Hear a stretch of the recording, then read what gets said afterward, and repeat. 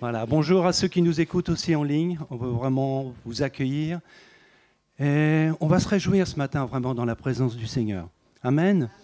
Hein, est-ce que vous êtes prêts à donner vos vies, vos cœurs, tout remettre au Seigneur, hein? C'est la condition quelque part, hein, pour recevoir. Pour recevoir, il faut aussi donner. Et ce que le Seigneur attend simplement de nous, c'est qu'on puisse simplement lui remettre nos vies, nos cœurs entre ses mains.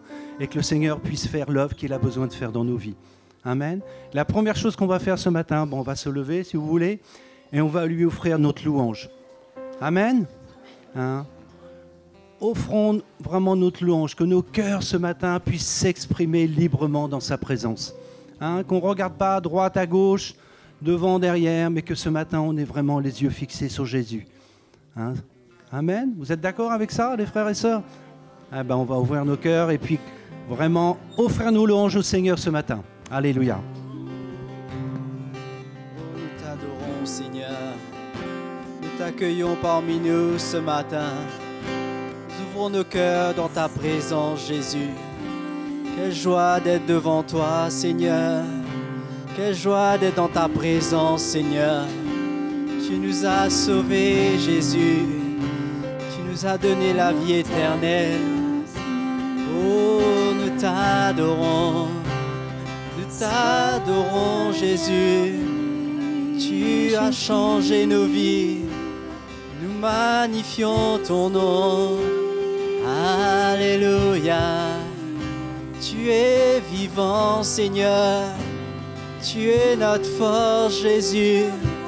Nous adorons ton nom. À toi la gloire. À toi l'honneur. Nous t'adorons, Jésus.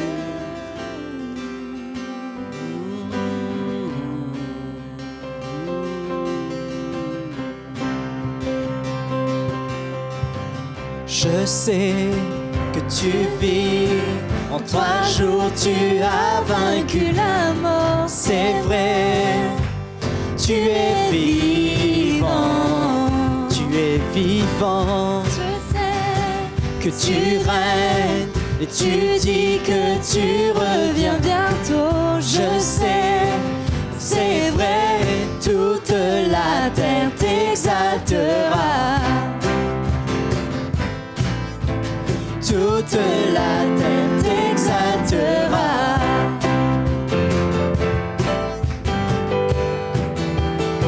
Ta vie livrée nous a sauvés, Seigneur. Ton sang versé a purifié nos cœurs. Par la croix, tu nous as délivrés. Nos vies sont changées par ton grand amour. Je sais que tu vis, en 3 jours tu as vaincu la mort. C'est vrai, tu es vivant. Je sais que tu règnes, tu dis que tu reviens bientôt. Je sais, c'est vrai, toute la terre t'exaltera. Toute la terre t'exaltera.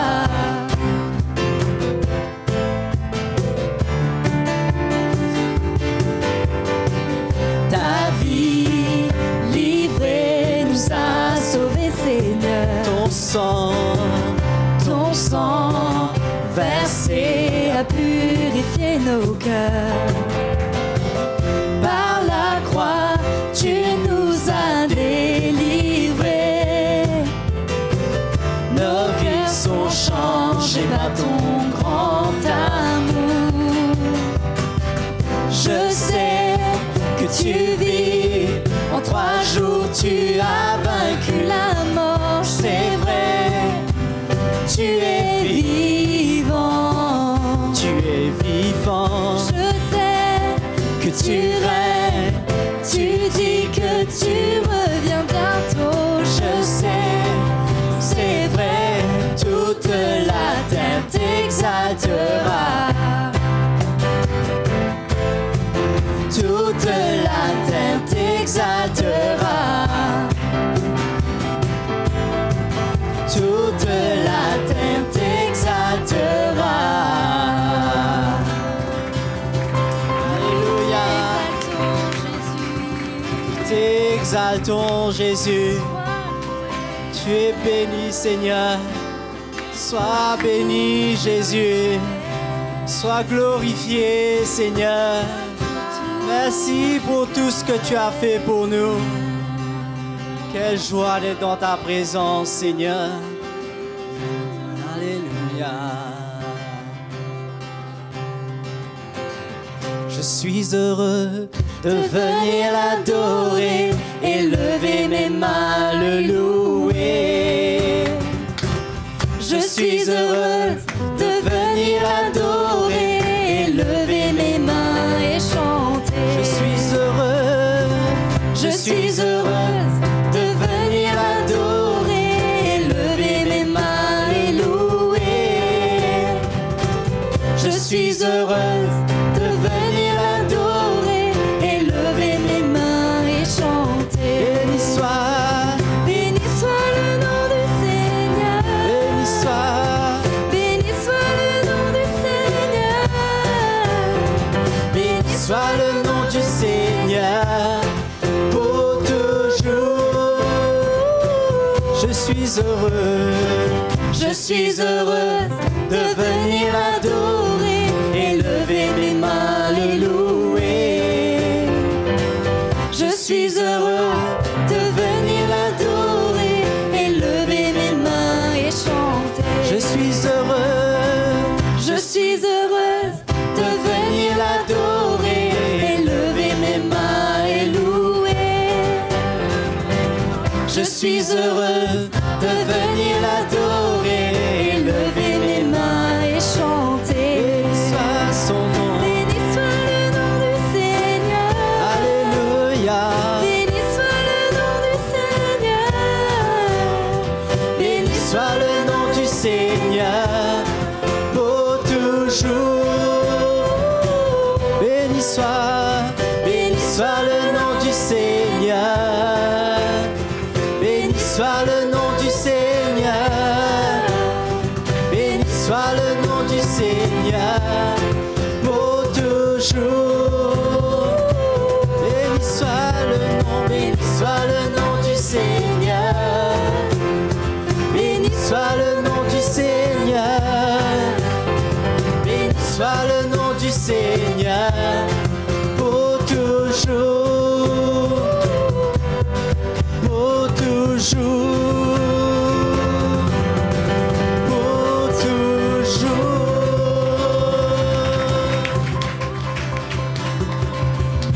Alléluia. Nous te rendons gloire. Nous te bénissons, Seigneur. Nous bénissons ton nom. Tu es fidèle, Jésus. Tu es notre Dieu. Oh, nous t'adorons. Nous adorons ton nom. Nous chantons ta gloire. Oh, Jésus. Nous bénissons ton nom. Alléluia.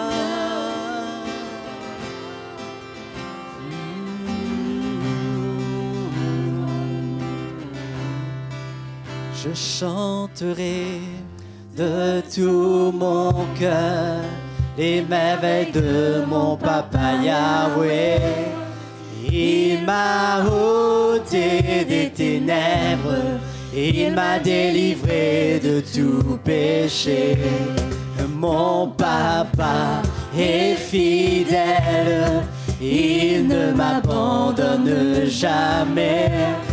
Je n'ai plus rien à craindre, car Jésus m'a libéré. Je suis dans la joie, une joie immense. Je suis dans l'allégresse, car Jésus m'a libéré.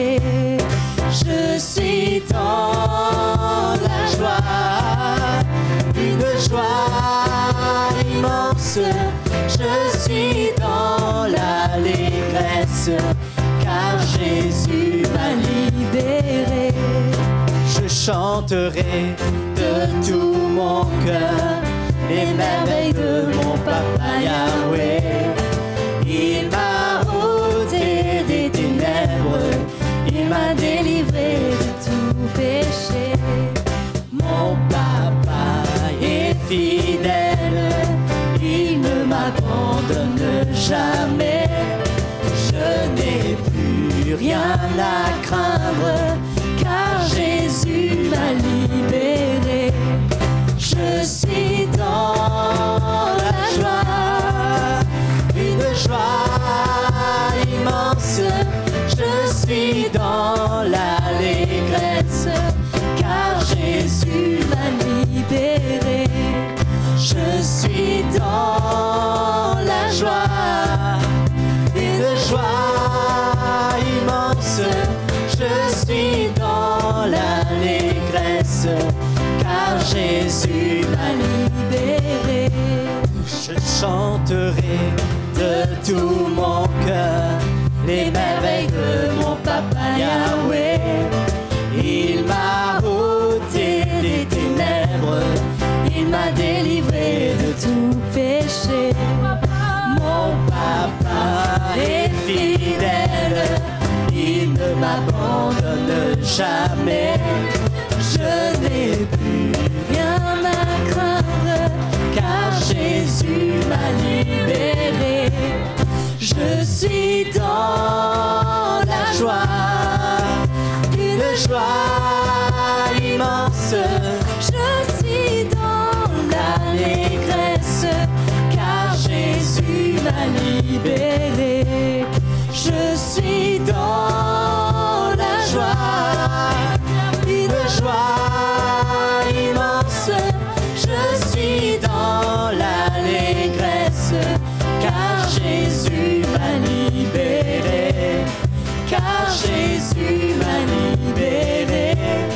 Car Jésus m'a libéré.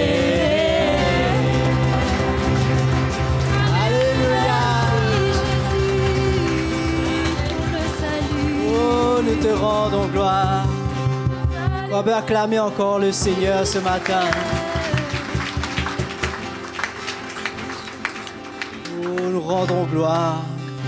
Te rendons gloire pour tout ce que tu fais, Jésus. Merci de nous avoir libérés de nos péchés, Seigneur. De nous avoir donné cette vie nouvelle en toi, Seigneur.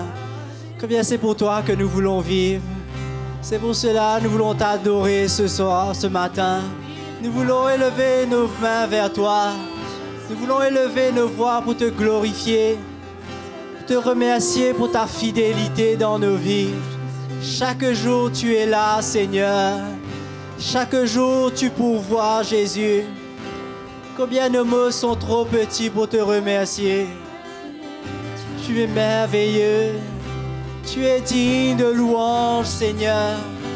Nous chantons ta gloire, Seigneur. Nous levons nos mains vers toi.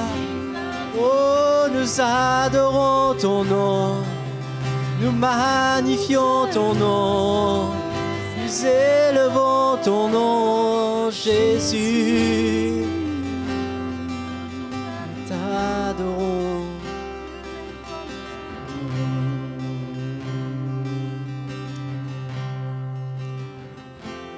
Merveilleux est notre Dieu. Tu es bon et tu fais de grands prodiges. Nous élevons ton nom si grand. Prosternés, nous t'adorons. Merveilleux, merveilleux est notre Dieu.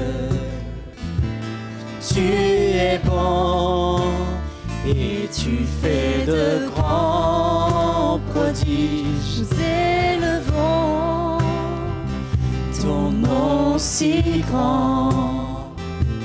Prosternés, nous t'adorons. Saint,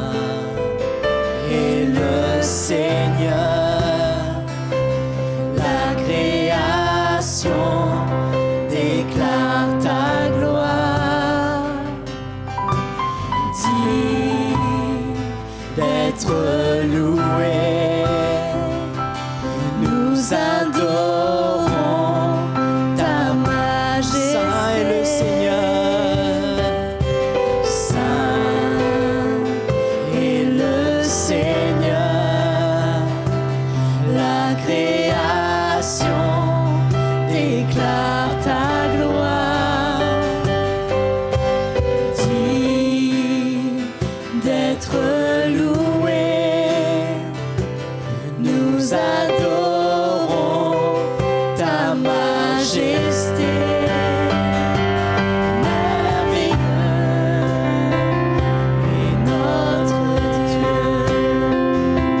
Tu es bon et tu fais de grands prodiges. Célèbrons ton nom si grand. Prosternés, nous t'adorons. Merveilleux Jésus, merveilleux est notre Dieu. Tu es bon et tu fais de grands prodiges. Célèbrons ton nom si grand. Prosternés, nous t'adorons. Merveilleux Jésus, merveilleux est notre Dieu. Tu es bon et tu fais de grands prodiges. Nous célébrons ton nom si grand. Prosternés, nous t'adorons. Nous célèbrons ton nom si grand. Prosternés, nous t'adorons. Prosternés, nous t'adorons.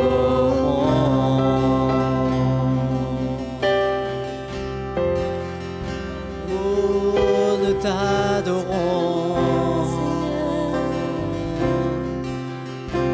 Oh, nous te louons, Jésus. Nous nous prosternons devant toi.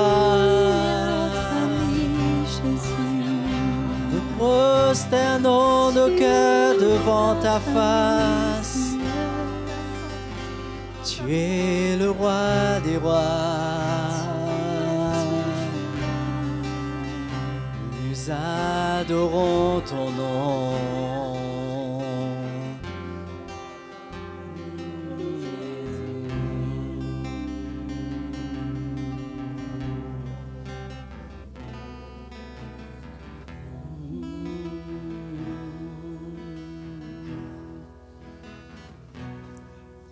Nous venons pour l'adorer.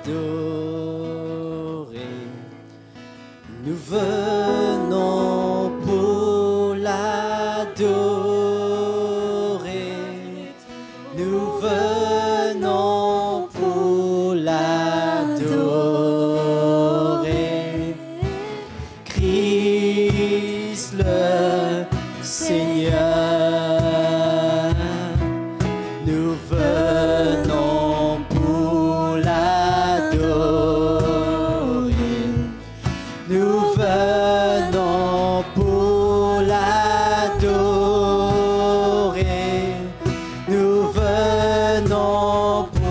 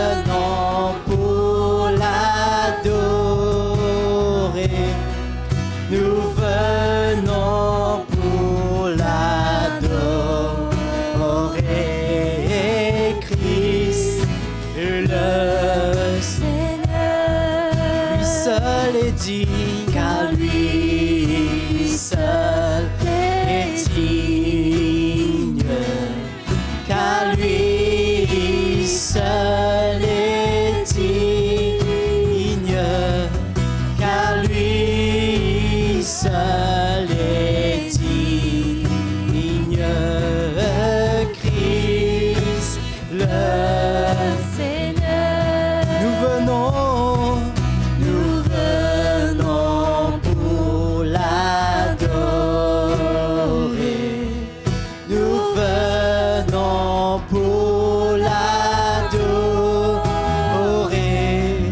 Nous venons pour l'adorer. Christ le Seigneur. Et Christ le Seigneur. Christ le Seigneur. Seigneur, nous t'adorons.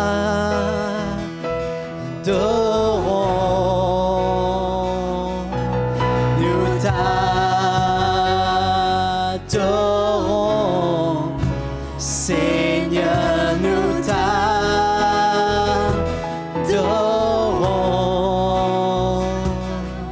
Nous t'adorons,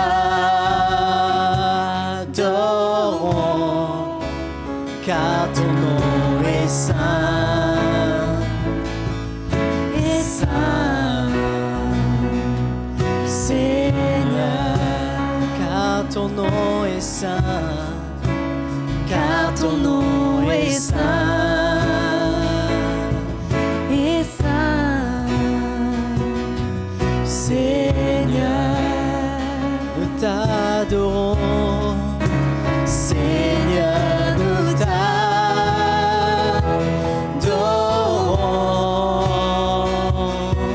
Nous t'adorons.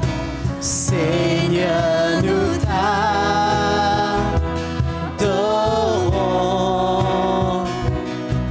Nous t'adorons, car ton nom est saint, est saint. Seigneur, car ton nom est saint, car ton nom est saint, est saint. Seigneur, je viens. Le lieu très saint, je vais par le sang de l'agneau. J'entre pour t'adorer, toi seul. J'entre pour honorer, je suis. J'entre dans le lieu très saint. J'avais par le sang de l'agneau. J'entre pour t'adorer, toi seul. J'entre pour honorer, je suis. Seigneur, nous t'adorons. Oui, adorons son nom. Nous t'adorons.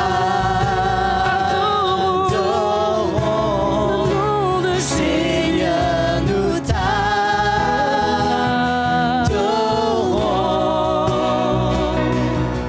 Nous t'adorons,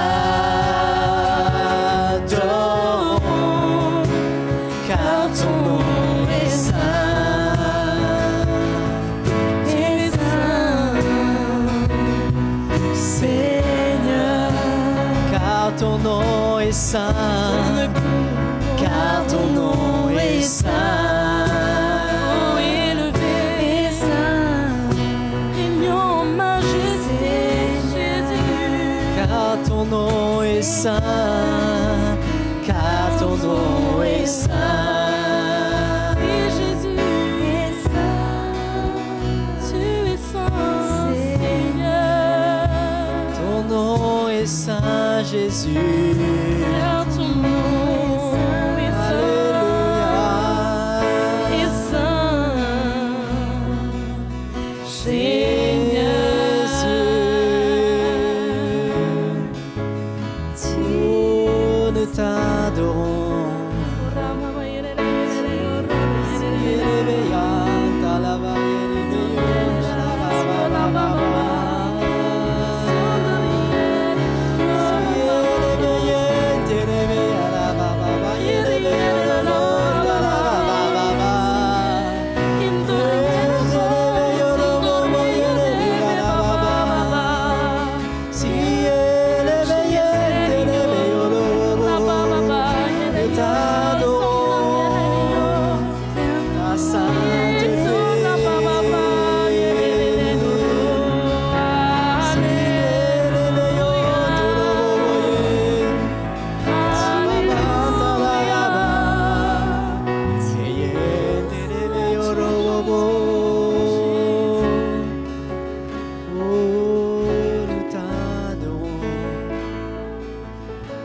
être saint comme toi, Jésus.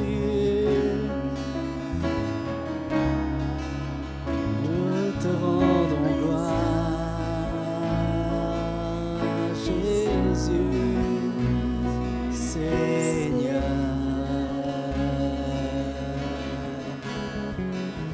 Nous élevons ton nom, nous prosternons nos cœurs dans ta présence.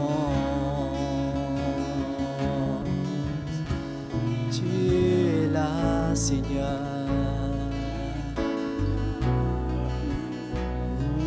Merci Seigneur. Alléluia. Seigneur, ce matin, nous nous courbons devant toi. Nos cœurs sont pleins de joie et de reconnaissance, parce que tu es celui qui est venu nous chercher alors que nous étions perdus. Nous étions loin de toi, écrasés sous la main de l'ennemi, écrasés par le poids de nos péchés, et aucune force au monde n'aurait pu nous libérer de cette condition. Mais toi, Jésus, tu es venu, tu nous as sauvés, tu as brisé nos chaînes, tu es le puissant libérateur.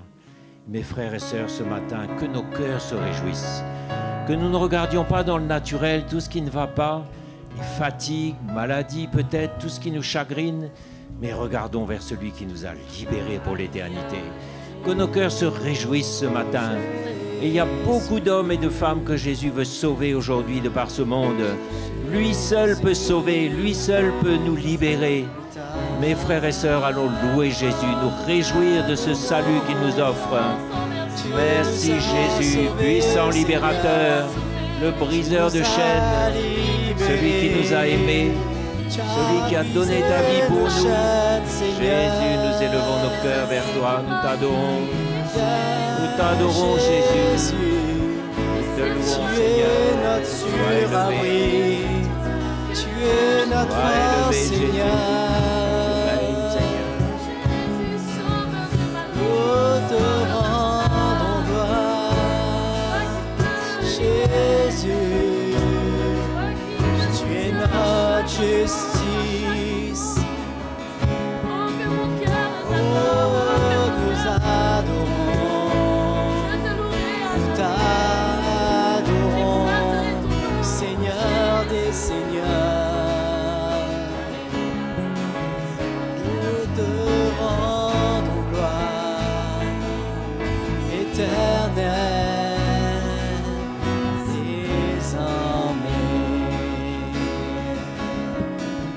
Nous te rendons gloire, Seigneur, Jésus.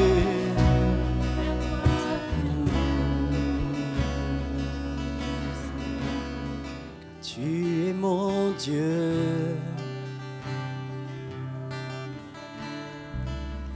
Tu es mon Dieu, tu es mon Dieu, car tu es mon Dieu. Tu es mon Dieu, car tu es mon Dieu, car tu es mon Dieu. Tu es mon Dieu, car tu es mon Dieu.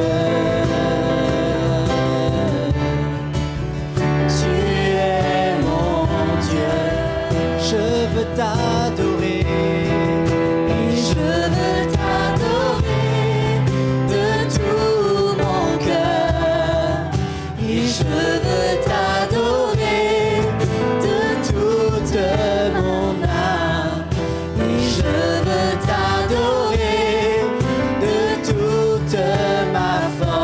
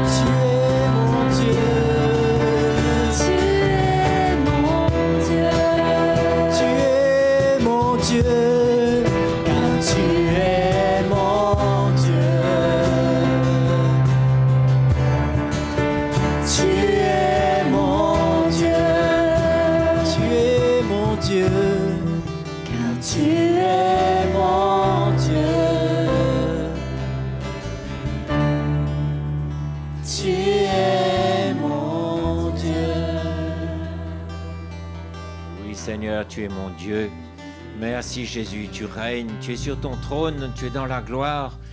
Et ce matin, nos cœurs t'adorent, nos cœurs te louent. Mes frères et sœurs, il n'y a aucune raison ce matin de promener des regards inquiets à droite, à gauche, ou de regarder à ce qui ne va pas, mais réjouissons-nous de notre salut. Réjouissons-nous que Jésus règne dans nos vies.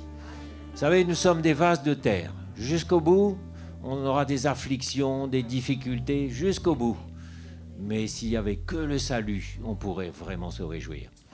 Et souvenons-nous du prophète, je crois que c'était le prophète Habakkuk, qui voyait la dévastation venir, mais même du sein de son angoisse, il disait « Toutefois, je veux me réjouir dans le Dieu de mon salut ».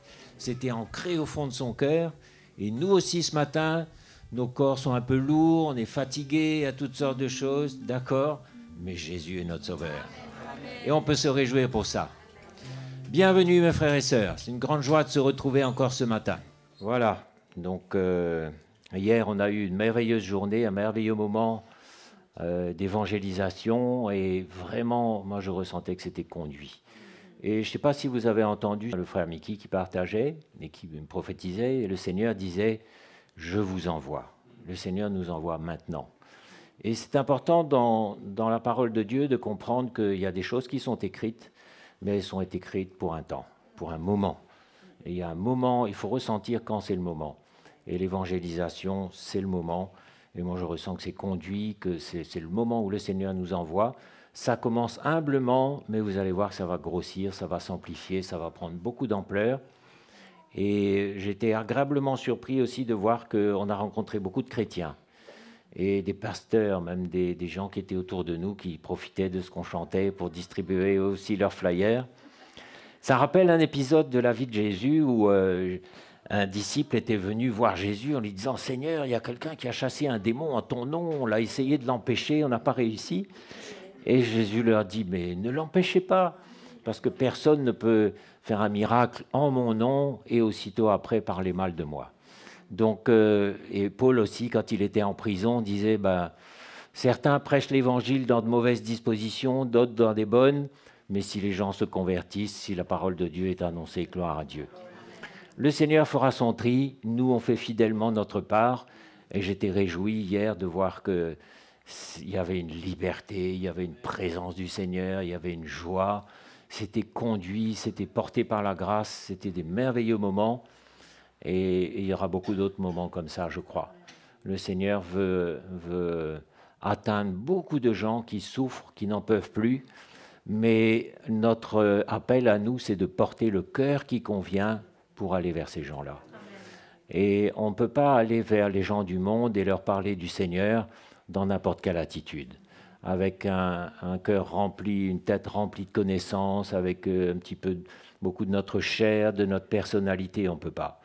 On doit aller vers les gens du monde avec un cœur brisé, avec un cœur travaillé. Et c'est ce qui m'amène à partager ce matin sur un sujet pas facile, qui est pourquoi nous souffrons. Pourquoi le chrétien souffre? Vous savez, il y a des choses qu'on apprend que quand on a souffert. On ne peut pas apprendre certaines choses dans les livres, dans les cours bibliques, en allant à l'église le dimanche. Il y a des choses qu'on apprend en souffrant. Et moi, je sais pour ma part que le Seigneur veut créer en nous un cœur humble, un cœur tout brisé, un cœur qui ne se fait plus aucune illusion sur lui-même parce qu'il a vu de quoi il était capable. Vous savez, mes frères et sœurs, la chair est capable de tout. De tout, absolument de tout.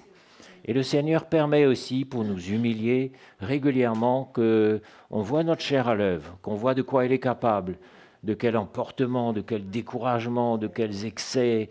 Le Seigneur permet qu'on voit ça quotidiennement et ne vous découragez pas parce que ça nous fait du bien. La chose la plus importante, c'est qu'un cœur humble soit formé en nous, un cœur où vraiment on n'a plus aucune illusion sur nous, mais on sait qu'il n'y a rien de bon dans l'homme, mais la seule bonne chose, c'est Jésus en nous. Et quand on va avec ce cœur-là, on va transmettre une vie qui n'est pas la nôtre, on va transmettre quelque chose de doux et humble, et c'est avec cette attitude qu'on va aborder peut-être les autres églises. Et j'étais content aussi de voir que beaucoup de chrétiens savent que Jésus revient bientôt. J'ai causé assez longuement avec un homme du Congo-Kinshasa, et lui aussi, il a la crainte de Dieu, il sait que Jésus revient bientôt, et qu'il y a un peuple réservé, mis à part pour Dieu, et notre part à nous, mes frères et sœurs, avec ce que nous avons reçu, c'est de donner. Vous avez reçu gratuitement, donnez-vous aussi gratuitement. Et on va se donner dans toutes ces choses-là, et nous allons être des instruments pour que Dieu puisse manifester son cœur. Jésus, ce qui l'anime, c'est un cœur pour les perdus.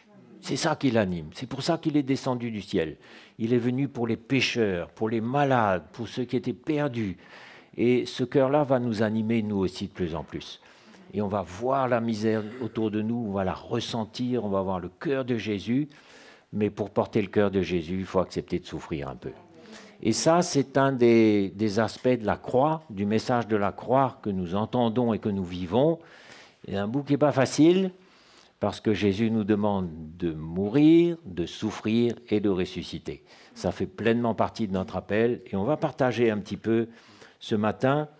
Et vous savez, même dans le monde, il faut que ce soit bien clair, même dans le monde, on souffre. Vous êtes d'accord? Mais seulement, il y a une grosse différence, c'est que dans le monde, on souffre, mais on n'a pas de solution. On n'a aucune solution, et les gens vont chercher des dérivatifs, des soutiens artificiels, dans l'alcool, la drogue, la fête, toutes sortes de choses, et on serait pareil à leur place. Mais nous avons la grâce puissante du Seigneur pour nous aider, pour construire quelque chose dedans. Mais seulement le problème, c'est qu'il y a un grand malentendu.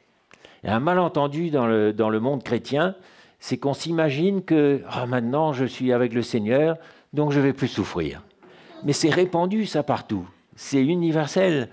Maintenant le Seigneur est dans ma vie, je ne souffrirai plus, donc je ne peux plus être malade, je ne peux plus manquer de quoi que ce soit. On refuse, on est dans le déni total, on refuse tout ce qui vient contre nous, maladie, manque d'argent, tout ça. On refuse tout ça, alors que le Seigneur a été clair dès le début. Jésus lui-même nous a dit, dans le monde, vous aurez des afflictions, mais gardez courage, car j'ai vaincu le monde. Des afflictions, qu'est-ce que c'est? C'est un mot qu'on n'utilise plus. Vous savez, dans la Bible, il y a des mots qu'on n'utilise plus. Affliction. On ne parle pas de ça aujourd'hui, on parle de galère, on parle de problème. C'est la galère. C'est ça l'affliction. Et on ne dit plus non plus répudier, on dit divorcer. Donc il y a une petite transposition qu'il faut faire quand on lit pour être dans le vocabulaire courant. D'ailleurs, il y a des Bibles en français courant aujourd'hui qui aident à comprendre. Il faut transposer un peu. Mais Jésus a été clair dès le début. Il a dit, dans le monde, vous aurez à souffrir, vous aurez des galères, mais gardez courage car j'ai vaincu le monde. Alors, vaincu le monde, il est toujours là, le monde autour de nous. Il est toujours méchant, il est toujours là. mais Jésus a défait le prince de ce monde, parce que le monde a un prince, de même que nous avons un Seigneur, le monde a un prince, et ce prince-là est vaincu, désarmé, et il n'a plus aucun pouvoir sur nous. C'est pour ça que nous pouvons être tranquilles, à condition bien sûr de garder notre place forte où le Seigneur nous a mis, de garder la place avec les armes à la main jusqu'au bout, mes frères et sœurs, jusqu'au bout de la course. Il faudra qu'on ait les armes à la main. Il n'est pas question d'aller cool la fleur au fusil en disant Jésus a vaincu, mais toi aussi tu as un combat à mener, le combat pour la foi, et tu as besoin de toutes tes armes pour tenir ferme jusqu'au bout après avoir tout surmonté. Il y aura beaucoup de choses à surmonter. Donc on a besoin d'affûter nos armes aujourd'hui, les armes de l'esprit, pour garder courage quand tout va mal, pour rester dans la foi quand on dirait que tout est perdu, il n'y a plus de solution, il n'y a plus d'avenir. Mais Jésus est capable d'ouvrir une porte là où il n'y a pas de porte. C'est même pas quand la porte est fermée, mais il n'y a pas de porte du tout. Il est capable de créer un chemin, de créer une voie, de créer un accès. Il est le Dieu des miracles. Tout est possible à celui qui croit. Et vous savez, il y a des moments où vraiment on est comme le lumignon qui fume encore, on ressemble un peu au roseau brisé mais pas encore cassé, c'est vrai, hein, on est des vases de terre, mais s'il y a une petite étincelle de foi qui reste dans notre cœur, c'est suffisant pour nous emmener plus loin. S'il y a encore au fond de vous quelque chose qui dit « j'ai envie de continuer », ben le Seigneur s'accommode de ça, il va vous emmener plus loin. Et c'est ça la petite graine de moutarde, la petite graine de foi. Le Seigneur n'a pas besoin de plus que ça. Il sait bien qu'on n'est pas des superman et il nous a fait comme ça exprès d'ailleurs pour qu'on apprenne à dépendre de lui totalement. Donc si j'ai des afflictions, des galères, des souffrances, des difficultés, Seigneur, merci, c'est pour un but, pour me former un cœur brisé et un cœur humble.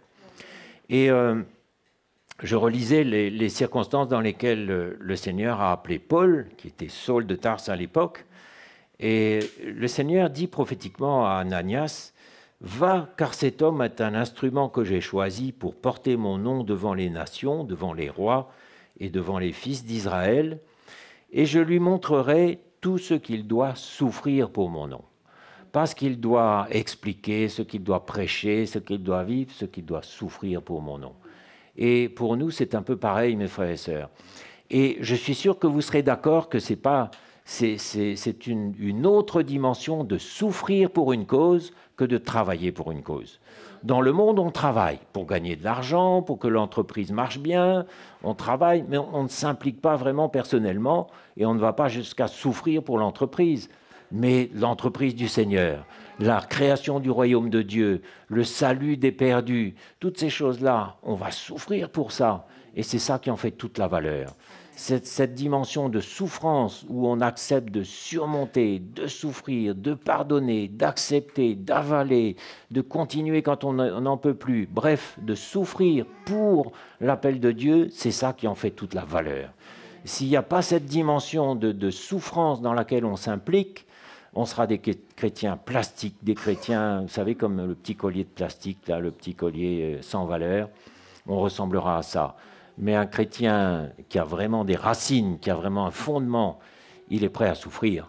Il est prêt à souffrir, il est comme le soldat qui s'est enrôlé dans l'armée, il n'a pas peur de prendre des coups, il sait qu'il va avoir à souffrir, mais c'est ça notre gloire, c'est ça nos lettres de noblesse, notre titre de noblesse, c'est qu'un jour on pourra dire au Seigneur, je me suis identifié à toi dans tes souffrances.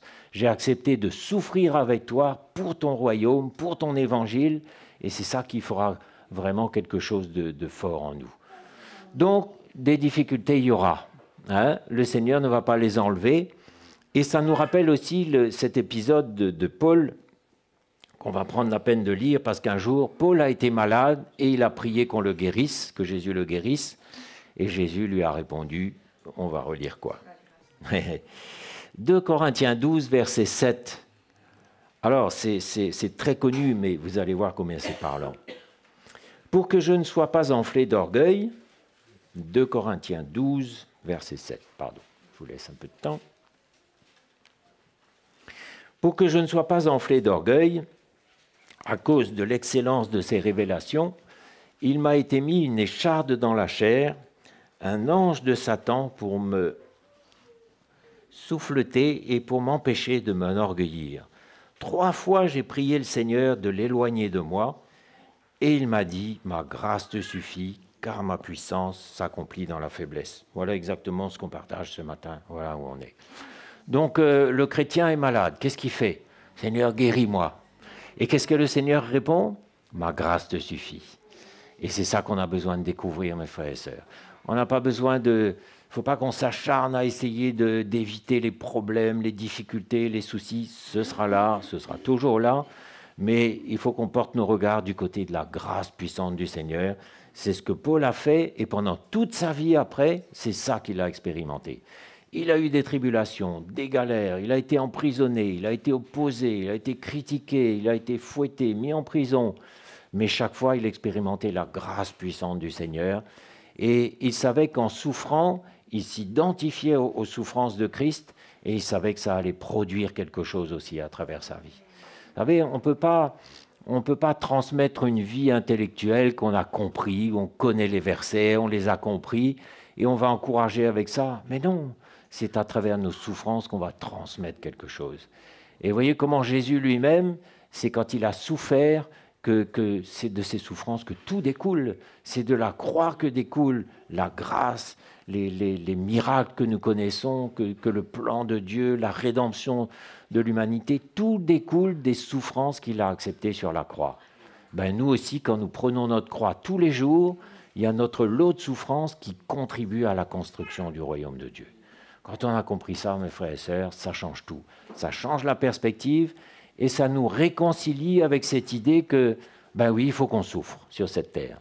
Mais la bonne nouvelle, que la terre, c'est pour un temps, l'éternité, c'est pour tout le temps. La difficulté que nous connaissons, c'est pour pas longtemps, parce que Jésus revient bientôt. Donc, appliquons-nous à mettre notre cœur dedans. Et par contre, la gloire de Dieu, c'est pour tout le temps. Et vous verrez à quel point c'est parlant tout ce qui est écrit. Allons lire dans 2 Thessaloniciens 1, verset 4. Aussi, nous glorifions, nous... Alors, c'est Paul qui se glorifie de la fidélité des Thessaloniciens. Nous nous glorifions de vous dans les églises de Dieu à cause de votre persévérance et de votre foi au milieu de toutes vos persécutions et des afflictions que vous avez à supporter. Voilà comment vivait une église toute jeune, qui était celle des Thessaloniciens. Et dès le début, ils ont été pris par l'opposition, les afflictions de toutes sortes, c'est ce qui est écrit, les persécutions aussi, mais c'est là-dedans qu'ils ont manifesté une foi extraordinaire. Moi, je remarque une chose, ce sont les frères et sœurs souvent les plus éprouvés qui grandissent le plus. Et ce sont les églises aussi les plus éprouvées qui manifestent le plus la grâce de Dieu. On a eu l'exemple de l'église du Zimbabwe il y a quelques années, qui passait par des choses terribles avec la crise économique, la dévaluation du dollar, avec il fallait faire 2 heures de queue pour avoir 10 litres d'essence. Les chrétiens ont continué dans ces conditions-là à servir le Seigneur. Et aujourd'hui, regardez dans quel état est l'église du Zimbabwe. Ils évangélisent partout, ils sont actifs partout, ils ouvrent des églises comme certains magasins ouvrent des succursales ici. Il y a une vie, il y a une puissance de Dieu, mais ils ont fait leur preuve à travers le feu, à travers les difficultés, à travers l'opposition. C'est ça qui les a emmenés, comme les Thessaloniciens exactement. Dans leur pauvreté extrême, ils ont supplié Paul de participer à l'offrande. Et ici, Paul dit, c'est une preuve du juste jugement de Dieu pour que vous soyez jugés dignes du royaume de Dieu pour lequel vous souffrez. Voilà, ils souffraient pour le royaume de Dieu. Est-ce qu'on souffre pour le royaume de Dieu, nous aussi, hein? Donc je crois que si on accepte de souffrir pour quelque chose, ça veut dire que ça a de la valeur pour nous et ça aura du poids aussi dans l'éternité. Donc le Seigneur est juste et autant on ne peut pas mériter notre salut, on ne peut pas mériter ce que Dieu veut nous donner, mais on peut se montrer digne.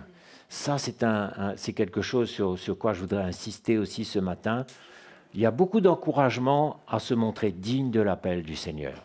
Vous savez, il y a beaucoup de chrétiens qui sont légers, qui sont superficiels, qui prennent pour argent comptant les bénédictions et qui arrivent même à être exigeants. Ils veulent plus et toujours plus parce que tout est centré sur eux. Mais le Seigneur veut au contraire que nous soyons reconnaissants. Et tant qu'il y a un peu de foi dans notre cœur, il n'y a aucune situation impossible. Aucune. Aucune montagne trop élevée, il n'y a aucun drame. le Seigneur est capable de faire des miracles extraordinaires si nous avons un petit peu de foi. Moi, j'ai vu sa main puissante bouger dans ma vie bien des fois, dans mon travail. Et c'est pour ça aussi qu'il ne faut pas s'affliger. Ah ben, si je ne travaillais pas, je pourrais servir le Seigneur. Cliché. En réalité, c'est dans ton travail que le Seigneur te forme. Moi, j'ai toujours vu, il y a 3/4 de ce que j'ai appris dans ma vie chrétienne, c'était sur mon lieu de travail. C'est le champ, c'est là où il nous a mis pour apprendre, autrement ce serait injuste. Et même les serviteurs de Dieu travaillent. Moi, j'ai toujours vu les serviteurs de Dieu autour de moi travailler. Et Paul même donnait l'exemple. Il disait, les Corinthiens, je vous aime, mais je ne veux pas dépendre de vous. Donc, je vais travailler. Comme ça, je n'aurai rien à vous devoir, si ce n'est de vous aimer, et je serai libre de vous dire la vérité en face. De même, aujourd'hui, les serviteurs de Dieu aussi travaillent, et c'est normal, parce que nous sommes appelés à nous montrer dignes du royaume de Dieu. Car il est de la justice de Dieu à rendre l'affliction à ceux qui vous affligent et de vous donner à vous qui êtes affligés du repos avec nous lorsque le Seigneur apparaîtra du ciel avec les anges de sa puissance au milieu d'une flamme de feu pour punir ceux qui ne connaissent pas Dieu et ceux qui n'obéissent pas à l'évangile de notre Seigneur. Ils auront pour châtiment une ruine éternelle, loin de la face du Seigneur et de la gloire de sa force, lorsqu'il viendra en ce jour pour être glorifié dans ses saints et admiré dans tous ceux qui auront cru, car notre témoignage auprès de vous a été cru. Donc voilà où nous allons, voilà ce qui va se manifester. Le Seigneur est juste. Mais ne vous vengez pas, n'essayez pas d'exercer votre propre justice, attendez le temps où Jésus lui-même va juger. Et croyez-moi, quand il juge, c'est puissant, c'est fort et c'est juste. Donc on n'a pas de souci à se faire. On est persécuté, on bénit ceux qui nous persécutent. On est opposé, on bénit. On est appelé à bénir tout le monde, mais le Seigneur s'occupera de nos persécuteurs un jour, et ça c'est son problème, ce n'est pas le nôtre. D'accord ? Donc on est prêt à souffrir un petit peu pour le royaume de Dieu encore ? Jusqu'au bout, on va souffrir pour le royaume de Dieu. Mais ça doit être une gloire, ça doit être une joie. Ça a été, Seigneur, je souffre avec toi, je suis heureux.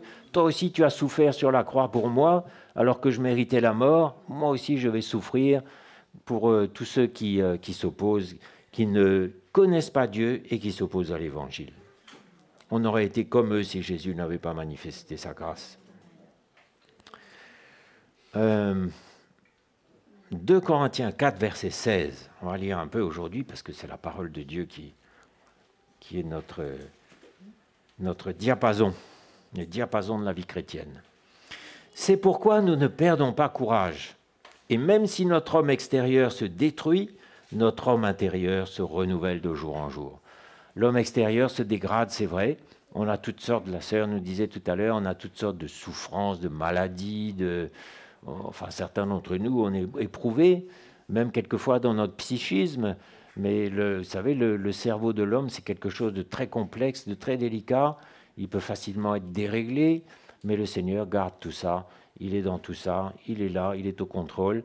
Et même si on est souffrant, même si on est malade, on peut quand même servir le Seigneur comme on est, avec nos souffrances, avec nos disgrâces. Et je vois beaucoup de malades qui font honneur à l'appel de Dieu, qui se montrent dignes de l'appel de Dieu en servant comme ils sont et ils se contentent de ce qu'ils sont aujourd'hui. Et ça n'empêche pas qu'on garde la foi pour des guérisons. On garde toujours la foi pour des guérisons. Et moi, je suis convaincu qu'il y a un temps pour tout. Il y a un temps pour supporter et il y a un temps où le Seigneur va nous délivrer. Parce que le Seigneur, le malheur atteint souvent le juste, mais l'Éternel l'en délivre toujours. C'est écrit, c'est une vérité. Aujourd'hui, c'est peut-être le temps de faire mes preuves. J'accepte humblement mes tribulations. Mais demain, le Seigneur fera grâce, il peut vous libérer comme ça. Et on garde toujours la foi que Jésus peut nous libérer comme ça. Et moi, je me souviens encore de l'époque où j'avais une vingtaine d'années, j'étais un adolescent tourmenté au dernier point, j'étais mal dans ma peau, mal dans mes baskets. Je me disais, mais pourquoi mes parents m'ont mis au monde? Pourquoi je ne suis pas mort? Enfin, j'avais qu'une envie, c'était de disparaître, de partir. J'étais mal comme tout, mais je sais que le jour où Jésus m'a touché, c'était un miracle extraordinaire. Et j'ai su cette fois-là ce que c'est que le miracle de Dieu. J'étais très jeune, j'avais 23 ans quand je suis né de nouveau pour la première fois. Et c'est pour ça qu'il y a de l'espérance pour tous ceux, je pense souvent aux jeunes, des jeunes qui sont tourmentés, parce que dans l'adolescence, on cherche son identité, on ne sait pas très bien qui on est, on n'arrive pas trop à se situer dans la vie, on a toutes sortes de questions, pourquoi je vis, à quoi ça sert, pourquoi. Mais il y a un jour où Jésus se manifeste, il nous touche. Moi, ce jour-là, il m'a touché et j'étais dans une joie extraordinaire. Et puis après, je suis retombé parce qu'il n'y avait pas d'église à l'époque. Il n'y avait pas d'église et je suis retombé comme avant. Mais gloire à Dieu que le Seigneur m'a ramené encore. À 39 ans, cette fois-là, j'avais tourné en rond longtemps. Deuxième miracle, deuxième nouvelle naissance. Et cette fois-là, c'était dans l'église et j'y suis resté depuis. Mais le miracle est toujours possible. J'ai expérimenté ce miracle 2 fois dans ma vie, d'une façon extraordinaire, où Jésus m'a touché. Donc les jeunes qui sont tourmentés, gardez courage. Le Seigneur est capable de se manifester d'une façon extraordinaire. Et vous n'êtes pas nés par hasard ni par erreur. Vous êtes nés, le Seigneur a un but. Mais seulement il y a un moment où on tâtonne, on ne voit pas. Vous êtes nés avec des problèmes, dans les tourments, dans les difficultés, etc. Le Seigneur sait pourquoi. Et il y a un temps pour tout. Et pour moi, il y a eu un jour pour la délivrance, pour la guérison. Et quand Jésus m'avait touché, j'étais tellement dans la joie, je me souviens, j'avais rien du tout. J'étais employé dans une station-service à l'époque, je faisais un petit job. J'avais juste mon vélo et j'allais partout à vélo en sifflotant. J'étais heureux, j'étais libre, j'étais content. J'avais rien, absolument rien. Allons retrouver la joie de notre premier amour, mes frères et sœurs. La foi qui libère, la foi qui rend tout possible. Tous les miracles sont possibles pour celui qui croit. Et n'allons pas chercher à répliquer des modèles. Le Seigneur a fait comme ça pour lui, donc il va faire pour moi. Non, il va faire autrement pour toi. On a tous notre lot de souffrance dans la vie. Oui, on a tous ça. Et ton lot n'est pas celui de l'autre, mais fais avec. Bénis Dieu pour ça. Parce que dans le plan, il y a l'épreuve, mais il y a déjà le moyen d'en sortir qui est déjà préparé. Et le Seigneur sait faire toutes choses belles en son temps. Et la fin d'une chose vaut mieux que son commencement aussi. Tout ça est écrit. Donc aujourd'hui, tout va mal, ne t'inquiète pas, il y a un temps pour la confusion et un temps pour la clarté. Il y a un temps pour toutes choses dans la vie. Il y a un temps pour les luttes et il y a un temps pour être délivré des luttes. Et moi, autrefois, qui étais ravagé par la dépression, par toutes ces choses noires-là, aujourd'hui, je n'ai plus aucune trace, aucune de dépression ou de toutes ces choses-là. Je vous le dis parce que c'est un des problèmes les plus courants aujourd'hui, la dépression et toutes les choses qui ressemblent un petit peu, et tous les tourments de ce genre. Il ne me reste plus aucune trace depuis longtemps de tout ça. La victoire totale est possible. Mais par contre, je continue à être affligé, bien sûr, par toutes sortes de choses. Quand j'ai des douleurs le matin quand je me réveille, quand il y a toutes sortes de choses qui nous affligent. Et ça restera jusqu'au bout, mais c'est normal. Et on doit bénir le Seigneur et s'appuyer sur sa grâce. C'est sa grâce qu'on doit chercher. Ne lui dites pas, Seigneur, libère-moi de cette écharpe que j'ai dans la chair, mais dites-lui, fais abonder ta grâce pour que je puisse traverser, supporter, et dans le temps convenable, tu me libéreras. Ça, c'est l'attitude. Ça, c'est la bonne attitude du chrétien, et avec ça, vous irez loin. Et première conséquence, vous serez dans la paix. Parce que quand Paul disait « Seigneur, libère-moi de cette écharpe », il n'était pas en paix, il était dans une démarche désespérée « Seigneur, guéris-moi ». Mais quand il a découvert la puissance de la grâce et le plan de Dieu, il était dans la paix, mais il avait toujours son écharpe dans l'œil. Et c'était fait exprès pour l'humilier. Il y a des épreuves qui nous humilient. On a besoin. Il m'est bon d'être humilié afin que j'apprenne tes statuts. David lui-même disait ça. Et je sais que quand on regarde, même dans le naturel, quand on regarde la vie des hommes qui ont marqué notre époque, même dans le naturel, ce sont des hommes qui ont eu énormément d'épreuves, même dans leur vie naturelle, beaucoup d'épreuves, de difficultés, d'opposition. Ils ont connu des échecs, ils ont connu des ratages. Mais qu'est-ce qui reste à la fin? Moi, c'est ça qui m'intéresse. Qu'est-ce qui va rester de ma vie quand j'aurai terminé mon parcours? Et ces hommes-là, quand on regarde leur vie, on se dit, est-ce que moi, j'aurais été capable de tenir bon à leur place? Pas sûr. Mais quand on voit ce qui reste aujourd'hui, des hommes qui ont une stature extraordinaire, ils ont marqué leur époque, ils ont laissé une trace, ils ont laissé une empreinte, ils ont fait du bien autour d'eux. Et moi, c'est ça ce qui me préoccupe aujourd'hui. Qu'est-ce qui va rester de ma vie? On peut se poser la question aujourd'hui. Si le Seigneur m'enlève aujourd'hui de cette terre, qu'est-ce qui va rester de ma vie? hein? Est-ce qu'il va rester pas grand-chose, on ne s'est même pas aperçu qu'il est parti, ou est-ce que vraiment j'aurais emmené quelque chose de riche et de fort dans le corps de Christ et autour de moi, hein? Ben, je crois que le Seigneur va nous emmener de progrès en progrès. Mais on peut s'interroger un peu ce matin, ça nous fait du bien. Donc, si notre homme extérieur se détruit, notre homme intérieur se renouvelle de jour en jour. Le problème, c'est que l'homme intérieur, on ne le voit pas. Et comme on marche par la vue, ben, on se décourage facilement. Mais si vous pouviez voir l'homme intérieur qui s'est construit, ben, il y en a d'entre vous que je connais depuis le début, ben, c'est le jour et la nuit. C'est le jour et la nuit, il n'y a pas photo, quoi. Et il y a vraiment un homme intérieur qui se construit en nous tous les jours quand nous acceptons fidèlement de souffrir. Et un verset qui m'interpelle aussi, le verset 17, « Car nos légères afflictions du moment présent produisent pour nous, au-delà de toute mesure, un poids éternel de gloire. Parce que nous regardons non pas aux choses visibles, mais à celles qui sont invisibles.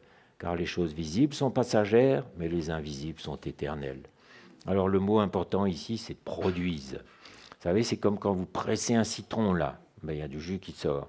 Quand vous écrabouillez des olives, là, il y a de l'huile qui sort. L'huile d'onction, l'huile qui alimentait les chandeliers, était fabriquée comme ça autrefois. Quand nous souffrons de la bonne façon, en nous identifiant aux souffrances de Christ, ça produit quelque chose. C'est ce qu'on a lu, non? Ça produit quoi? Ça produit d'abord cet homme intérieur qui est en train de se créer. Christ en nous, qui est pour l'éternité, ça, c'est pour toujours. Et en même temps, ça produit une vie qui va rayonner partout, une vie de l'esprit. Regardez quand Étienne a offert sa vie. Étienne, qui était zélé, qui était rempli de la vie de l'esprit, il a offert sa vie, il s'est laissé mettre à mort par ses persécuteurs. Regardez la vie qui est sortie de sa mort, ça a été comme une semence dans l'esprit, et il y a une profusion de vie qui est sortie de là. D'abord, il y a eu une évangélisation qui a démarré. Ce n'est pas un hasard, hein, mais il y a un lien étroit entre ses souffrances et sa mort, et la vie de résurrection qui a agi, qui a emmené l'évangélisation qui a démarré, et les disciples sont allés jusqu'à Antioche. Vous vous rendez compte un peu? Antioche, ça a été une des capitales du monde chrétien. C'est là que pour la première fois, les chrétiens ont été appelés chrétiens. Et c'était l'église locale à laquelle était rattaché Paul. C'est de là qu'il partait, c'est là qu'il revenait. Vous voyez tout ce qui est sorti? Et puis il y a eu la conversion de Saul aussi, dans les jours qui ont suivi. Alors que Saul avait assisté au meurtre d'Étienne, peu de temps après, il s'est converti et il y avait un lien évident entre la vie donnée et les souffrances consenties d'Étienne et la conversion de Saul. Vous ne pouvez pas savoir ce qui se passe quand vous acceptez de souffrir. Vous offrez vos souffrances au Seigneur. Dites, Seigneur, j'accepte de souffrir pour toi. Je te donne ma vie. C'est ça aussi, donner sa vie. Ce n'est pas juste, oh ben, je te donne ma vie, puis après je fais ce que je veux. Mais tous les jours, je t'offre mes souffrances, je t'offre ma vie, je me remets entre les mains de celui qui juge justement, et sachez qu'à ce moment-là, il y a une profusion de vie qui sort de là. C'est comme ça qu'on construit l'Église, en mourant, en acceptant de souffrir, en nous chargeant de notre croix tous les jours. Et dans le naturel, on n'est pas grand-chose, hein. Parmi nous, il n'y a pas de ministre, de sage, de PDG, il n'y a rien de tout ça. Mais c'est à travers les choses viles, à travers les choses humbles, celles dont le monde ne fait aucun cas, c'est à travers tout ça que Jésus construit, parce qu'il construit dans l'humilité. Donc, nos légères afflictions. Alors, Paul, pourtant, aurait pu... qui a souffert plus que Paul? Il a connu le fouet, les chaînes, la prison, le froid, la nudité, les faux frères. J'en perds le souffle tellement la liste est longue. Mais nous, à côté, on souffre un peu, oui, c'est vrai. Peut-être on souffre beaucoup, même, on ne veut pas mépriser. Mais sachez que nos légères afflictions du moment présent produisent quelque chose. Je veux souligner ce mot. Ça produit quelque chose. Et on va lire dans Jacques maintenant, vous allez voir le même mot, Jacques chapitre 1, verset 2.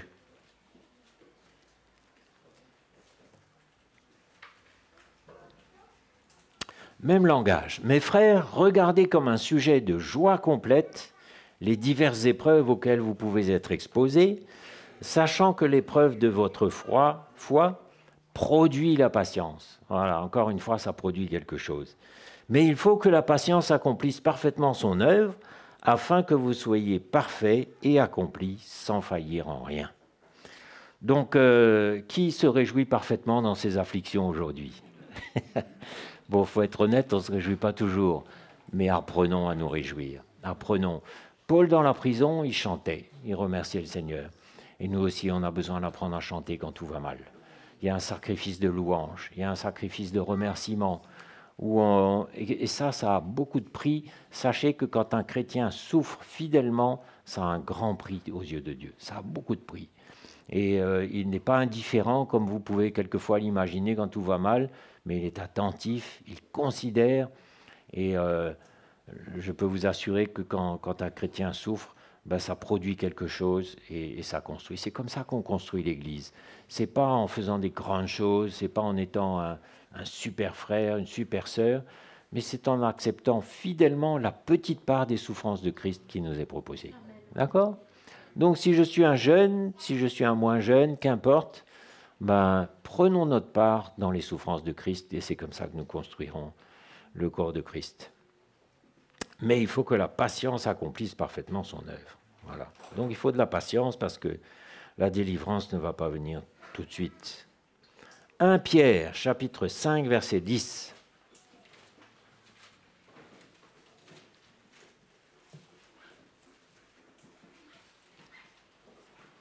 Le Dieu de toute grâce, c'est-à-dire que la grâce de Dieu est multiforme, elle peut prendre toutes sortes de formes, d'aspects différents.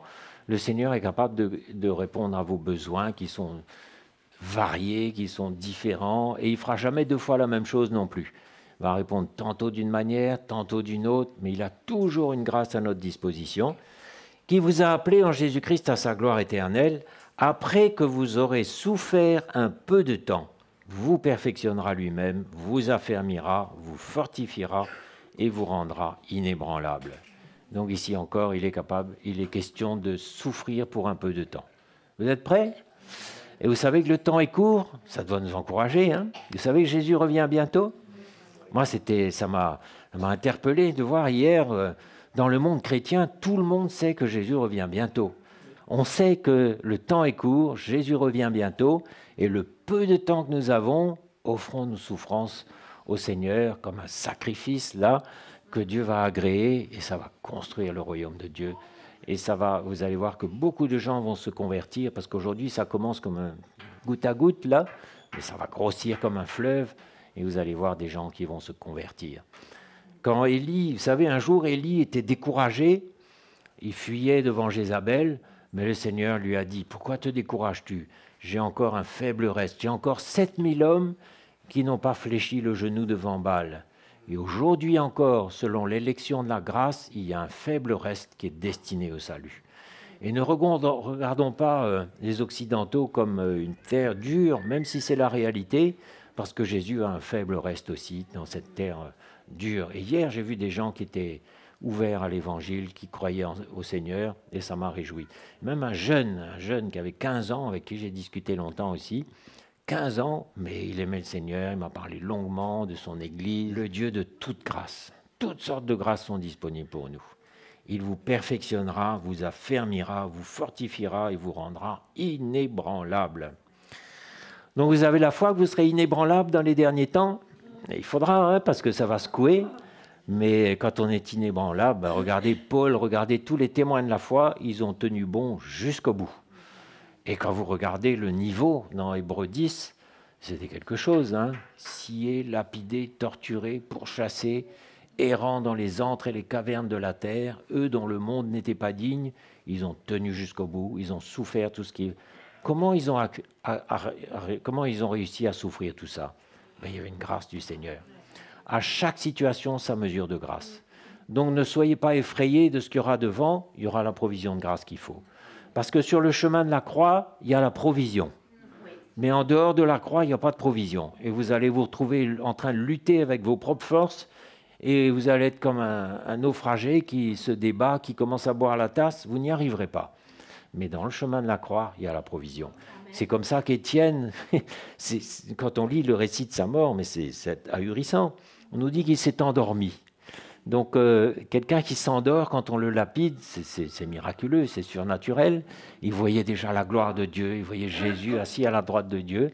Sa vie a été une semence plantée dans le royaume de Dieu. C'est pour ça que Jésus sait ce qu'il fait. Quand un frère bien-aimé s'en va, Jésus sait pourquoi. Et il sait ce qu'il fait. Et je peux vous garantir qu'il y aura des belles choses qui vont sortir de tout ça. Faisons-lui confiance pour tout ce qu'on ne comprend pas. On ne pourra jamais comprendre tout ça. Mais il y a un plan, il y a un but, et vous verrez que le Seigneur va faire des grandes choses avec tout ce qu'on ne comprend pas. Hein? Philippiens 1, verset... Non, on va lire 1 Corinthiens 10, verset 13 d'abord. 1 Corinthiens 10, verset 13. « Aucune tentation ne vous est survenue qui n'ait été humaine, et Dieu qui est fidèle ne permettra pas que vous soyez tentés au-delà de vos forces. Mais avec la tentation, il préparera aussi le moyen d'en sortir, afin que vous puissiez la supporter. » Donc, peut-être vous avez l'impression, c'est trop. Vous savez, souvent on dit c'est trop. Ça vous est arrivé de dire ça? Ah là, c'est trop, je ne peux plus. Mais non, aucune tentation ne vous est survenue qui n'ait été humaine, c'est-à-dire surhumaine, c'est-à-dire au-delà de vos forces. Mais il préparera tout ce qu'il faut afin que vous puissiez supporter. Donc, quand on se retrouve devant une situation difficile, tout est déjà préparé, la grâce de Dieu est là, et ne vous inquiétez pas, ça ne va pas vous finir, ça va pas, vous n'allez pas mourir.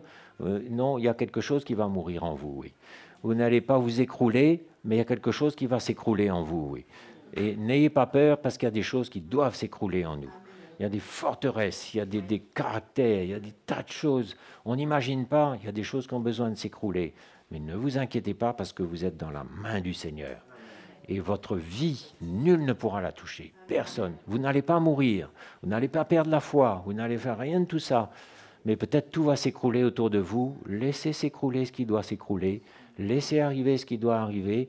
Mais sachez tranquillement que Jésus est sur le trône et que tant que vous ne lâchez pas sa main, il ne va pas lâcher la vôtre non plus. Hein? Et on a besoin, parce que quelquefois on passe par le feu, et là c'est costaud. Mais Jésus est là. Aucune tentation ne vous est survenue qui n'ait été humaine. Et Dieu est fidèle. Il ne permettra pas, alors que dans le monde, il permet. Hein. Évidemment, il n'est pas là. Et dans le monde, il y a beaucoup de gens qui finissent en suicide, qui finissent en catastrophe. Il y a des choses terribles. Mais nous avons le Seigneur qui contrôle tout. Il ne permettra pas que ça aille plus loin, que ça aille trop loin. Philippiens 3, 10. Ainsi je connaîtrai Christ et la puissance de sa résurrection et la communion de ses souffrances, en devenant conforme à lui dans sa mort, pour parvenir, si je puis, à la résurrection d'entre les morts. Voilà comment Paul s'est identifié au Seigneur, pas dans la connaissance théologique, pas dans les cours bibliques. Il faut des cours bibliques, il faut de la connaissance, il faut tout ça. Mais ce n'est pas l'essentiel, ça. Ce n'est pas là-dedans que Paul s'est identifié à son Sauveur. Il s'est identifié dans la communion de ses souffrances. Il y a une communion aux souffrances de Christ. Et quand vous souffrez, souvenez-vous que Jésus a accepté lui aussi de souffrir. Moi, c'est quelque chose qui me réconforte souvent, c'est de dire que Jésus... Parce que vous savez, on pourrait se dire, bah oui, lui, il est au ciel, il est jamais passé par là. Eh bien si, il est passé par là. Et il a souffert plus que nous. Et il a accepté de souffrir. Donc, ça doit quand même nous encourager et nous dire, bah, Seigneur, toi aussi, tu es passé par là. Et je crois qu'à certains moments, le Seigneur pourrait nous dire, ben, sois courageux. Il ne va pas nous dire, je te délivre, je te guéris, mais sois courageux, appuie-toi sur moi, vas-y. Le Seigneur a fait preuve d'un grand courage pour aller à la croix. Il a pleuré, il a répandu son cœur devant Dieu. C'était terrible pour lui, sachant ce qui allait arriver. Il a souffert, il a accepté de souffrir. Ben, nous aussi, avec notre croix, à notre mesure, acceptons de souffrir. Et la gloire de Dieu va se manifester dans nos vies, et à travers nos vies surtout. Hébreux 5, verset 7. C'est lui qui, c'est-à-dire Jésus, c'est lui qui, dans les jours de sa chair, a présenté avec de grands cris et avec larmes des prières et des supplications, c'est ce que je vous disais à l'instant, à celui qui pouvait le sauver de la mort, et il a été exaucé à cause de sa piété. Il a appris, bien qu'il fût fils, l'obéissance par les choses qu'il a souffertes. Comment il a appris l'obéissance, le Seigneur? Par les choses qu'il a souffertes. Il y a des choses que vous n'apprendrez pas autrement. Il y a des choses que vous n'apprendrez qu'en souffrant. On peut apprendre que comme ça. Des choses vraiment de la vie qui vont se marquer profondément entre nous. Et quand vous aurez traversé par le feu, par la souffrance, par l'épreuve, il y aura beaucoup de choses que vous aurez apprises. La compassion, vous serez capable de vous mettre à la place de quelqu'un qui souffre. Vous pourrez lui dire, je te comprends, moi aussi je suis passé par là. Et puis je ne te juge pas parce que moi-même j'ai été pire dans des situations. Vous savez, il y a un cœur de compassion, un cœur tendre, un cœur d'amour. L'amour, le vrai amour du Seigneur, c'est seulement en souffrant qu'on va l'apprendre, en acceptant de souffrir. Et on va continuer. Mais on a un modèle devant nous. Et puis Galates 4, verset 19, et je vais terminer là-dessus, les souffrances de l'apôtre pour nous. Vous savez qu'il y a des frères qui souffrent pour nous, en ce moment même, qui donnent leur vie, qui défrichent depuis 40 ans courageusement. Celui qui défriche, c'est un peu comme dans la jungle, vous savez, il y a une troupe qui marche dans la jungle. Ceux qui sont devant, ils s'écorchent les bras, ils taillent avec la machette, ils frayent un chemin, ils s'écorchent, ils se prennent des branches, des lianes, des trucs, ils se font mal. Et puis nous, après, on n'a plus qu'à suivre. Dans l'esprit, il y a des frères qui défrichent devant, qui prennent les coups, qui sont le fer de lance de l'Évangile. Soyons reconnaissants des frères comme ça. Ils donnent leur vie pour nous. Mais ce qui doit nous encourager, c'est que nous aussi, quelque part, on donne nos vies pour des gens qui vont suivre. Et c'est de cette façon-là qu'on va pouvoir emmener des gens dans le royaume de Dieu. C'est spirituel, ça. Ce n'est pas par des beaux discours convaincants. Mes enfants, donc Galates 4, verset 19, mes enfants pour qui j'éprouve de nouveau les douleurs de l'enfantement jusqu'à ce que Christ soit formé en vous, je voudrais être maintenant auprès de vous et changer de langage car je suis dans l'inquiétude à votre sujet. Donc les frères, les apôtres, les prophètes et tous ces hommes-là, ils sont comme des papas pour l'Église et ils souffrent volontairement jusqu'à ce que Christ soit formé en nous. Ils souffrent pour nous. Ça, c'est quelque chose qui doit nous aider à être sérieux avec l'appel de Dieu. Moi, je sais que si je suis là, c'est beaucoup grâce à des hommes qui ont payé le prix, qui ont accepté de souffrir. Et pour terminer, s'il fallait résumer tout ça par une image, les douleurs, les souffrances et les douleurs que nous acceptons librement, ce sont les douleurs de l'enfantement. Et là encore, quand l'enfant est venu au monde, la mère ne se souvient plus des douleurs, paraît-il, je ne sais pas, c'est ce qui est écrit, dans la joie qu'un enfant est venu au monde. C'est un peu notre attitude pour résumer. Vous savez, on souffre les douleurs de l'enfantement d'un monde nouveau. Jésus n'est pas venu juste pour saupoudrer d'un peu de spiritualité un monde qui était fatigué, il est venu pour créer un monde nouveau, complètement nouveau. L'ancien Adam était tiré de la terre dans le paradis terrestre, l'homme nouveau, né de nouveau, tiré du ciel, hébergeant Christ en lui, c'est une créature complètement nouvelle. Et c'est pour ça qu'on souffre. On ne fait pas des grandes choses sans souffrir. Moi, je ne connais personne qui ait fait des grandes choses. Moi, j'ai regardé de près la vie de Churchill, de Gaulle, de Nelson Mandela, tous ces hommes-là, ce qu'ils ont accepté de souffrir, mais la trace qu'ils ont laissée après, l'empreinte, le bénéfice que nous connaissons encore aujourd'hui. Rien de grand ne se fait sans souffrance. Et les souffrances que nous consentons librement aujourd'hui, sachez qu'il y a un enfant qui va naître. Il y a un monde nouveau qui va naître. Il y a quelque chose de magnifique qui va apparaître, qui va être révélé le jour où la trompette va sonner. C'est un peu comme au théâtre, vous savez, il y a un rideau là. On prépare l'acte 2, la deuxième partie. Puis tout d'un coup, on tire le rideau. Waouh, le décor est nouveau. Tout a changé. Quand la trompette va sonner, on va se voir tel que nous sommes vraiment. On ne verra plus le bonhomme avec ses cheveux blancs et ses rides. On va voir le corps glorieux. On va voir l'être intérieur qui s'est renouvelé. On va voir Christ en nous, l'espérance de la gloire. Voilà ce qu'on va voir. Hein. Donc ça vaut la peine. Nous souffrons les douleurs de l'enfantement. Continuons à souffrir parce qu'il y a un beau fruit qui va sortir de là. Ça vous encourage un petit peu ? Et n'écoutez pas les chrétiens plastiques, les chrétiens légers qui ne comprennent rien du tout. Mais nous connaissons un fondement qui est Christ crucifié. Et puis c'est tout. Et on ne veut pas sortir de là, mais on sait le fruit qui va en sortir. Hein? Ça vous encourage un petit peu ? On retrousse les manches, on va souffrir ce qu'il faut pour le royaume de Dieu. et on va voir des grandes choses. On va voir des âmes sauvées, on va voir des jeunes sauvés, on va voir des couples restaurés, on va voir des malades guéris, on va voir des démons chassés. Le Seigneur va nous emmener bien loin, je suis sûr. Et les petits commencements d'hier, vous allez voir, ça va développer, ça va être comme un fleuve. Moi, j'ai la foi pour ça, c'est le temps. Et c'était une joie extraordinaire pour nous, tous ceux qui étions là.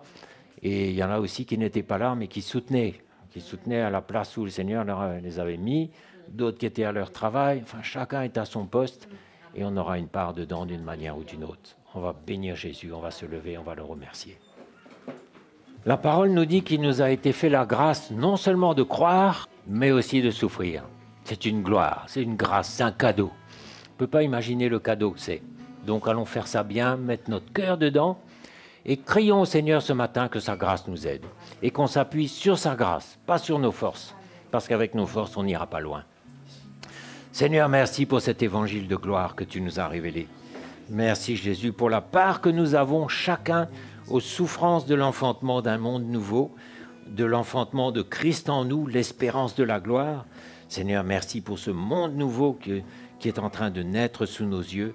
Seigneur, nous te louons, te bénissons, te rendons gloire. Que ta grâce abonde dans notre vie, Seigneur. Que personne ne soit découragé ce matin, mais que nous tous nous soyons dans la foi et dans l'espérance. Merci Jésus. Où aurais-je été sans ta grâce? Abandonné, rejeté, méprisé, tu es venu vers moi et tu m'as pris par la main, tu m'as pardonné,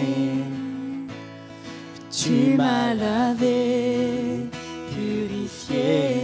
Jésus, c'est toi le chemin, tu es la vérité. Jésus, c'est toi qui guéris, c'est toi qui nous donne la paix. Jésus, je veux t'adorer, toi qui m'as délivré. Nul n'est comme toi, Seigneur, je veux te suivre. Jésus, ta parole est puissante, elle ouvre mes yeux et elle me change jour après jour. Seigneur, tu m'as dit que ce ne serait pas facile de renoncer à tout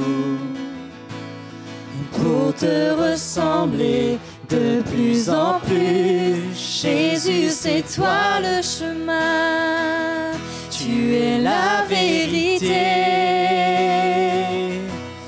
Jésus, c'est toi qui guéris, c'est toi qui nous donne la paix. Jésus, je veux t'adorer, toi qui m'as délivré. Nul n'est comme toi, Seigneur, je veux te suivre. Jésus, c'est toi le chemin, tu es la vérité. Jésus, c'est toi qui guéris, c'est toi qui nous donne la paix. Jésus, je veux t'adorer, toi qui m'as délivré. Nul n'est comme toi, Jésus, je veux te suivre.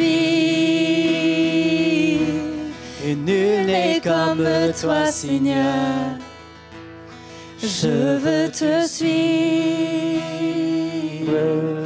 Nul n'est comme toi, Seigneur, je veux te suivre.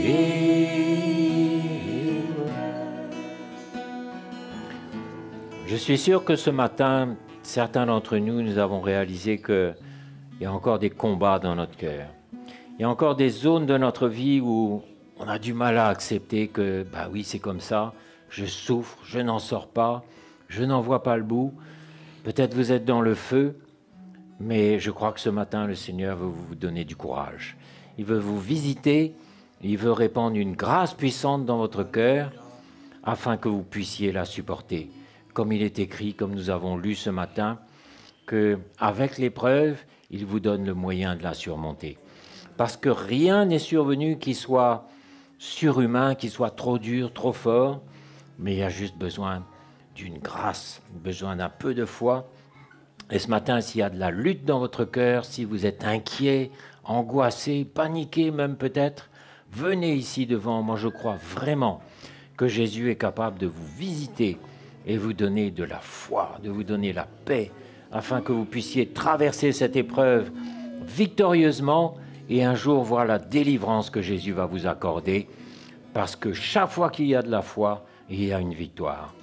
Venez, mes frères et sœurs, devant si vous êtes découragés, angoissés, ou peut-être simplement que vous réalisez que vous vous êtes éloigné du Seigneur pendant un temps pour toutes sortes de raisons, et aujourd'hui vous vous dites il est temps de revenir. Il est temps de revenir à la maison, il est temps de remonter dans le bateau, parce que le temps est mauvais. Approchez-vous, dit le Seigneur, approchez-vous, car je vais vous donner de la force, je vais vous donner ma grâce, je vais vous aider, vous soutenir, afin que vous puissiez tenir bon dans le mauvais jour, après avoir tout surmonté. Merci Jésus, merci Seigneur.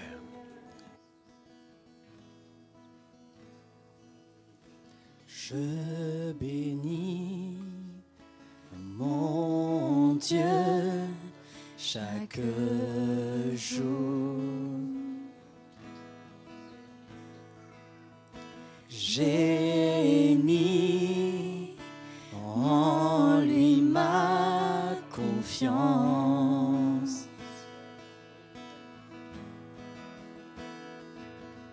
Il m'a délivré de mes craintes. Il m'a recueilli dans son refuge. Qui pourra m'atteindre? Car je dis à mon Dieu, tu es ma force, ma gloire, mon abri, libérateur, ma retraite, mon secours, mon aide qui survient au beau moment.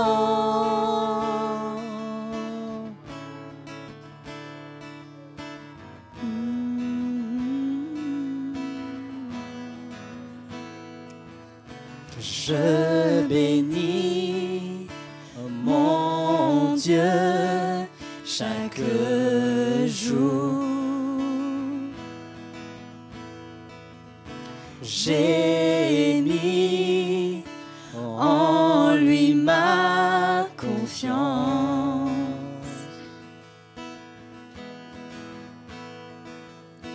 Il m'a délivré de mes craintes. Il m'a recueilli dans son refuge. Qui pourra m'atteindre? Car je dis à mon Dieu, tu es ma force, ma gloire, mon abri, libérateur,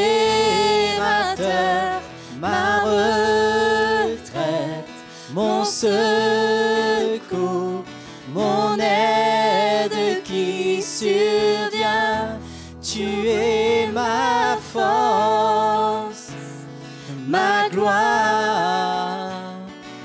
mon abri, libérateur, ma retraite, mon secours, mon aide qui survient. Tu es ma force, ma gloire, mon abri, libérateur, ma retraite, mon secours, mon aide qui survient au beau moment.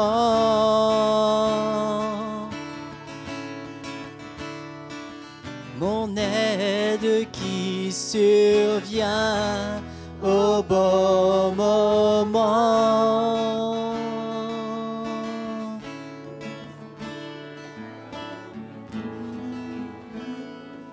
Qui a la foi pour des miracles ce matin? Bon, nous verrons des miracles. Mais l'aide du Seigneur survient au bon moment. C'est ce qu'on vient de chanter. Pas à notre moment, mais au bon moment. Donc aujourd'hui, peut-être c'est le moment de souffrir encore. Et demain, ce sera le bon moment où Jésus va manifester sa gloire dans nos vies. Mais nos vies sont dans sa main, dans le creux de sa main. Hein? Qui peut nous séparer de l'amour de Christ? Rien, absolument rien, si nous demeurons dans la foi. Et je sais que beaucoup parmi nous, nous sommes dans une attitude de foi qui est surnaturelle. On devrait être complètement fini, découragé, mais on est toujours dans la foi. Ça, c'est le miracle du Seigneur. Et c'est le chemin qu'il a préparé pour sauver, je ne sais pas qui, comment. Le Seigneur a ses voies qui ne sont pas les nôtres. Que Jésus vous bénisse.